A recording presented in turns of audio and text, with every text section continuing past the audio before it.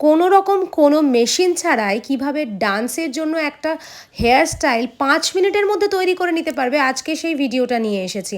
So skip না করে পুরো ভিডিওটা দেখো, তোমাদের অনেক হেল্প হবে। যারা ডান্সে আছো বা ডান্সের মেকআপ করাও, তারা অনেক সময় অনেক দেরি করে ডান্সাররা আসে, তখন পারফরমেন্সের সময়টা হাতে নিয়ে তাদের তাড়াতাড়ি করে করতে হয়, তখন কিন্তু তোমরা এই ধরনের হেয়ারস্টাইল আরামসে করে নিতে পারো। আর এর জন্য হেয়ারস্টাইল কিন্তু কোনো রকম কোনোভাবে খুলবেও না, একদম নিট অ্যান্ড টাইট থাকবে। তো এই হেয়ারস্টাইলটা করবার জন্য আমার লেগেছিল একটা টেলকম, কিছু ইউ পেন, কিছু বব পেন এবং একটাই ডোনাট।